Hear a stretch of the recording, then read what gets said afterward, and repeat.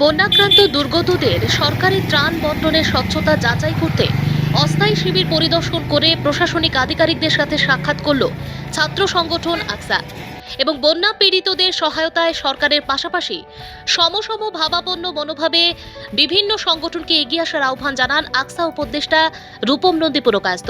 এ নিয়ে শনিবার শিলচরে জেলা ডিজাস্টার ম্যানেজমেন্টের ইনচার্জ তথা এডিসি যুবরাজ বরঠাকুরের সাথে সাক্ষাৎ করে ত্রাণ বন্টনে স্বচ্ছতা বজায় দৃষ্টি আকর্ষণের দাবি রাখলেন আকসা কর্মকর্তারা এবং এখন অবধি শিবিরে সরকারি ত্রাণ না পাওয়া পরিবারদেরকে পাইয়ে দেওয়ার উদ্যোগ নেন তারা।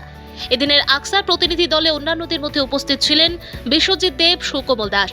দুর্যোগে বন্যাক্রান্ত দুর্ভোগীদের সহায়তায় আকসা সক্রিয়ভাবে কাজ চালিয়ে যাচ্ছে বলে জানান রূপম নন্দী পুরকায়স্থ। আমরা আজ আকসার পক্ষ থেকে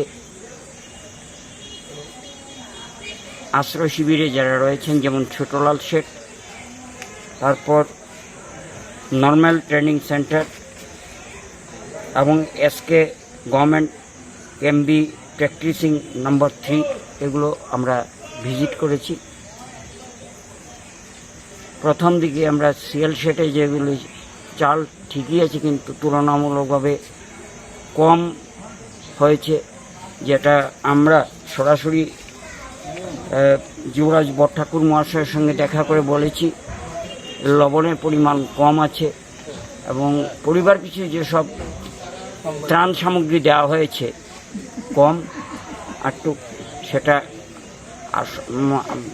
আগামীতে সেগুলো আরও বাড়িয়ে দেওয়ার জন্য আমরা আবেদন রেখেছি ওনার কাছে। সবাই যেন এই বন্যায় যারা গৃহহারা হয়ে জলবন্দী হয়ে আশ্রয় শিবিরে এসেছেন, সরকারের পক্ষ থেকে যা করা হচ্ছে সেটা যেন আরও তদ্বির হয়ে আরও মানুষের কাছে গিয়ে ত্রাণ পৌঁছায়।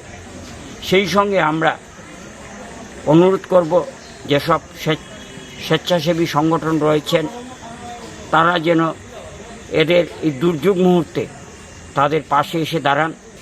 শুধু সরকারের দিকে তাকালে চলবে না, আমাদেরকেও এগিয়ে আসতে হবে।